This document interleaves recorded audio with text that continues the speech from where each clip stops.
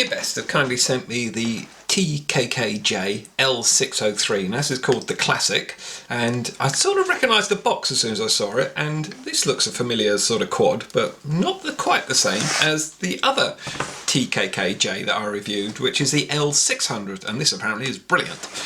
Both got optical flow, the boxes are absolutely the same, everything looks the same apart from the actual quads themselves, as you can see there. Literally everything is written out on the boxes exactly the same. So I'm just going to get these open and see what the difference is. Okay, so here's the new one, the L603, and this is called Classic, but they've changed it to Elastic for some unknown reason. And here's the one I reviewed a little while ago, I think it was only about a month ago, and this is the L600. Now, as you can see, pretty much exactly the same. Obviously, the actual body areas are different, but the arms look very similar. If not, I would say, you know, totally identical. If you have a look at those, the actual layout and everything is all exactly the same. So I have no idea why they've brought out this one, the new one, but I'm going to review it, so I'm just going to see whether there is any differences. But like you can see, virtually exactly the same. Main difference, first of all, obviously, is the camera. This camera module just slides in and out without any problem. You don't have to unscrew it. This one, you just have to unscrew those two. The actual lens is different on it. This one's can actually point fully downwards, and it's got a big bit of glass there, which gives the illusion of it being a nice lens, but sort of having a close look at it, I think it's exactly the same as this one. They've just changed the actual mount on it there, and this one only points down a few degrees, so probably, I don't know, 45 or 60 degrees, something like that. It certainly doesn't point all the way down anyway. There's a major difference with the batteries as well. The one I reviewed, the 600 before, is actually 850 milliamp hour battery, and that's exactly the same as this one. But the difference is this one is a proprietary battery, and so it just fits in the back there, slots in, and also they do a 1300 version as well, which is going to give you a huge amount of extra flight. But you have to charge it with a USB charger, which they supply you with, obviously, and that's a micro USB into the battery, and then use a charging port. This one, they give you the charger for, again, USB, but this has a JST connector on it. Nice thing about JST connectors and having a big battery bay area is you can buy loads of different ones. You're not tied to a proprietary one, so there's a bit of a difference there. The other thing I noticed about it was when you actually fold them right out, there's a slight difference in the actual physical size of them.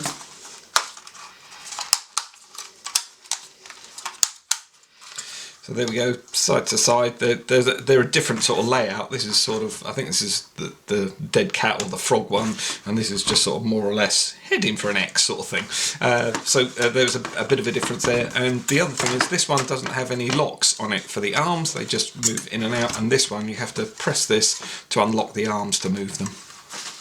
Okay, those of you looking at it and knowing the channel well, that I've done a lot of reviews on folding quads, may well have noticed that this looks very similar to another quad that I really like, and this is a Vizio one, and it is, I think this body plate is basically exactly the same, the main body area, but again, if we fold this out, it's a different shape again. So it's you know, there's some sort of weird designs going on here, but I'm not noticed anything big difference with this and the other one from TKKJ, but it is very similar to the Vizio one on the bodywork. No, the batteries don't fit the battery bay area. They've definitely changed, so that the batteries are two totally different batteries on there. Onto the transmitter. Well, transmitters, and they're both absolutely identical. All the buttons work exactly the same way. They're all absolutely the same. The phone holder's the same. They're the same transmitters, apart from on the older one, they've got the TKKJ logo, and on the new one, they haven't. Now, interestingly, all the accessories that you get with it are totally different. I'm fibbing. Exactly the same prop guards, exactly the same props, and an identical screwdriver as well. The only thing they have changed on it, and they've actually added a little protector for the actual camera lens itself, so it's a bit sort of DJI Mavic looking, just a tiny bit. It's a nod in the right direction, should I say. And that just simply goes in there and just protects your lens when you're transporting it around. Okay, so the Highlanders have a name for this weather. It's called Dreich, which means miserable, drizzly rain and just miserable all day. So hopefully this is going to cheer me up and do something totally different to the other one, so I can be totally gobsmacked by it. Let's see how we get on. So we're going to turn the quad on first of all. Oh, it really is starting to rain now. Just going to turn my phone on, and then I'm going to go into the Wi-Fi settings. It's exactly the same. Like I say, all this has been covered in the other review, so there we go. We got Sky Wi-Fi, so that's sounding good. Connecting up. It's already starting to spit quite hard. This thing's got to do something really impressive to make me want to stay out here and carry on reviewing, I can tell you. So it's Wi-Fi Go, same app as we used before. And you app control or remote control. I'm not going to say same as we did before, but basically it's the same as we did before. There we are, I said it. So I'm going to tilt that, put that camera angle sort of level. Let's just see how we get on, shall we? Going to start the recording, and it marks it down the bottom here, which is kind of unusual because usually it's just under there, but it is working and everything. There we go, we're up and away. I haven't touched anything here, I'm just literally letting that see how it gets on. It says to give it a minute to sort of get the altitude hold right. So I don't know, well, it has actually settled back down again, so but the position hold and everything's working well. You do have a bit of a breeze, I mean tiniest little bit of a breeze. Out in the hills it's really windy today, but here we're pretty well protected, so that is holding pretty well. So I'm just going to gently go forward, and again position holds spot on there sort of thing. Altitude hold exactly the same. So if I push it away, it should, well, it has actually come back to the position. I don't know whether that, oh, it does come back more or less to the position. I didn't realise that with optical flow. I thought it would have, yeah, somehow or other it sort of knows this is my spot even though it's not GPS. So pretty clever that. I'm not sure whether that's actually working well there. Oh, got a bit of a hissy fit there. I've never tried pushing them. Oh, oh yeah, the motor's kill. Whoop! And as soon as you put your hand underneath, you got the fun with the feng shui of it just doing whatever it likes. It really struggles with the lines on your hand, I always think. If I let it get picked back up on there, it should be absolutely fine. I'll be interested in see how it copes with water, so I'm just going to pop it over here. Well, hopefully it won't catch a twig or anything. There we go. So now, oh, hopefully you can hear that wind. Oh, there we go, you can see it on the tree there. I'm just interested to see how it holds with that water with position. There we go. Oh, just drift, yeah, you see it just sort of drifting around a wee bit there. But that's not bad. Right, I'm going to see whether I can notice any difference in the flying characteristics. Oh, that wind's really starting to pick up a bit now. This is a very lightweight quad for wind. It's really not good. FPV's okay, I suppose. Oh no, it's the camera sort of wound up pointing down again. So. Yeah, it's really struggling against that wind. I've not noticed anything different with the characteristics of the flying, I must admit. I'm going to up the rate, so that's that one there. And you just got the 2 rates, same as you had before. Yeah, that's pretty cool. Honestly, I flew the other one just a few minutes ago just to sort of see whether there was going to be any difference. There is no difference with these two at all, not at all. So we've got all the same functions we had before. We've got flips. Oops, oh, you have to hold the flip down on these. Whoop, I did that a bit close to the ground. You can see I've sort of lost a little bit of interest. I'm just not understanding why the company's done this, but I must be missing something. I'm going to have a look right through the paperwork for you and see what I can see as any difference, but honestly, no difference whatsoever as far as I'm concerned. Range, I'm trying to remember what I did with the other review actually. I probably did a big range test, so I'm going to go right down there. It's getting on 80 metres over there once it starts to get near that bush from this angle anyway. There we go, yep, we're sort of 80 metres there, no problem at all. So about 100, yeah, 80, 100 metres, which would be about right. Nice with those LEDs that you just line them up to come back to you. Yeah, the LEDs work well actually. Okay, headless mode. I think I set it up that way, didn't I, for headless? Let's just try that. So it's that one. There we go, and we've got flashing LEDs. So it's now in headless mode, so pull it back towards me, right and left. It doesn't matter what orientation the quad's in, it's forward, backwards, right and left, and anywhere in between sort of angles as well. And that's good. And I'm going to turn that off because I'm never usually that good with those. Return to home will work fine if I've just flown straight out there, so I'm just going to press that, return to home. There we go, coming back towards me, and you just cancel it with that, so I'll just show you that again. So you just cancel it with the direction stick. So that looked pretty good that it was coming back to here. And then let me just show you how return to home usually doesn't work. Ooh, that wind's catching that again. So I'm here and we started off there and I'm going to press the return to home. There we go, and it goes off down that way and it'll keep going that way until we cancel it. So it would have just kept flying and flying and flying. When I very first got into quads, I did a return to home and I was stood near the house and the quad just smacked me on the chest and knocked me back into the house. So I've sort of learnt my lesson there. They're only as good as they are, sort of thing. Let's just do a quick, I'm pretty sure the camera is exactly the same, they've just stuck a bit of a different lens on it. So. But that hold is working well. I mean, the optical flow is working pretty well. Oh, we've got flashing LEDs. So. Just going to do a quick selfie. The screen picture is not that great. Oh, we're on VGA. Let's just pop that up on 720p. But again, it's going to be. Oh, it's struggling on the hold there, isn't it? So there we go. Try that there. Just take another sun, and then I'll just pop the video on. I don't think it will make an awful lot of difference, to be honest. And you could FPV. It's exactly the same.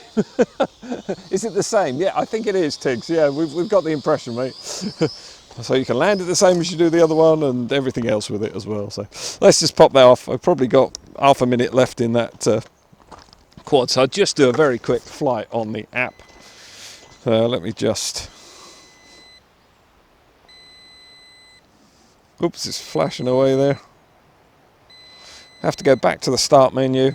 Press that one. I'm going to go app control. There, it stopped beeping. It was beeping away. It's a nice one on this. I wonder if the other one had that. This got a nice beep if the transmitter goes off. So, which is handy. It drops down in the woods. You can go and find it. So that's a benefit there straight away. I covered the app in the other one, so I'm just going to do a quick see how we get on here. And that's gone back to VGA. So try it on 720p yet again. And let's just go up and see how we get on. Whoops, it had a little bit of a take-off hissy fit there. I don't quite know why. There we go, it's all leveled now. Absolutely fine. And this is in low rates. And we actually haven't got the flashing LEDs as yet. So now the only thing, there is a difference with this one and the other one. I just remembered. I found a difference. Great. Really pleased about that. And the difference is you can point the camera right the way down, so you can't do that on the other one. And the camera isn't held particularly well, and it's actually chucking it with rain quite a bit now. So let's just try it that way, shall we? Oh, that took off a bit better. So literally, the camera is facing down. So like I say, I don't know how much power I'm going to have left in that. And optical flow works up to about 30 meters in height. Sorry. And I've usually found that the tiles can really muck it up because of the angle of them as well. So, I think we're going to run out of power. You got the idea anyway. Oh yeah, it's really struggling now. There we go. So you could look if that'll hold position there. I don't think it's going to. Oh, that wind's really strong now. Oh. Okay, it's kind of a drastic test. The wind is quite strong actually, but you can see it's. I'm going to try and see if I can get just right above me. Yeah, not going to really work. There we are. Oh, and I was still in low rates as well, which is a little bit difficult on the app, so I'm going to up that into high rates. That would probably help. Yeah, now we've got a little bit faster. There we go. Right, I think the review is over for this totally different quad. So, okay, so the LEDs have stopped flashing, so obviously it's not struggling that much, sort of thing. I'm going to put the gyro on because you've got a gyro one on this as well. And you just have to hold your thumb down on this one to make it work. And the kids quite like this. I quite like this too. I'm sort of getting into this. The gyro flying is actually quite good fun because it's facing the other way. Here we come around this way. That's it. And we've got forward, backwards. You've got your diagonals as well. You can do whatever you like really with it. It's quite good fun. I'm sort of getting into those a bit more. Press that to cancel that out, and then your screen reappears correctly. I don't expect it will flip. Oh, I apologise, it has got enough money, it has got enough power to flip as well. And then we've also got the infamous, famous mission planner, which I loathe. So just do that, and it's just going to go and hit something I expect. Whoa, whoa. There we go. I'm just going to bring that back to me with the mission planner. Whoa, there we go. I did try and give it some throttle there, but that didn't quite happen. That's where it was going anyway. Now, you see with the mission planner, if I do that, it still says it's going round. The quad is crashed in here, so it isn't. So I still haven't found a use for the mission planner. And anyone with a good idea that's not abusive or rude about the mission planner, then please tell me, because I would be seriously interested. There we go. This is the way we hang our culls and kills in the Highlands. You just hang them up like that, and you know they dry out, and then they're ready, ready for the next flight. Okay, so nothing damaged as per normal with these sort of things. It's very gentle to crash. Just make sure the arms are back in their correct position. Those two back ones had moved in. So we press this one. This takes the mission planner back off, and then we're back on normal. Let's just see whether it flies okay. Yeah. Oh, we're definitely getting flashing LEDs. We are getting low. It is nice and smooth. Well, it's exactly the same as the other one. So had I mentioned that? There we go. That's good.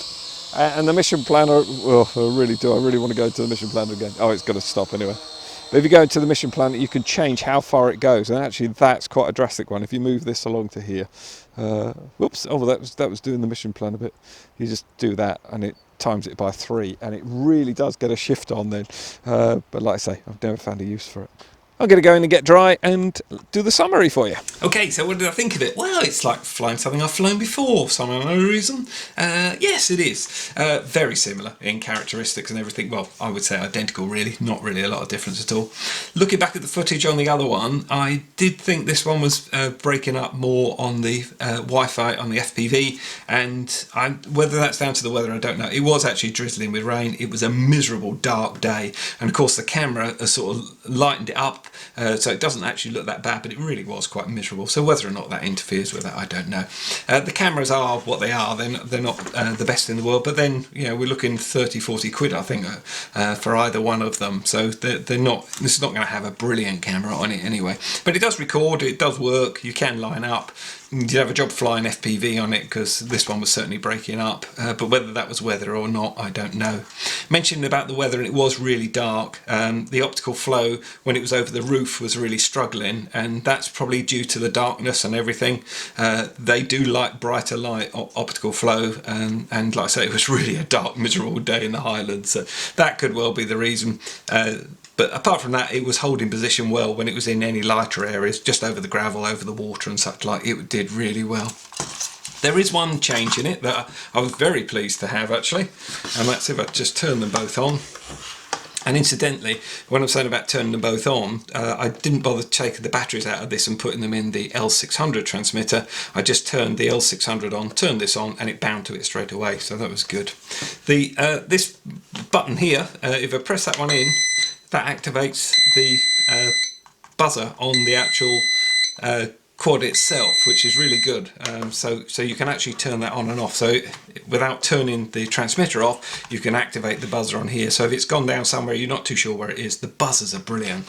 I mean, I love them on my little micro FPV racers that I run around the garden, or any of my racers. I always prefer a buzzer on it than virtually anything else. At least I can then go and find it after I've had a bit of a crash or anything.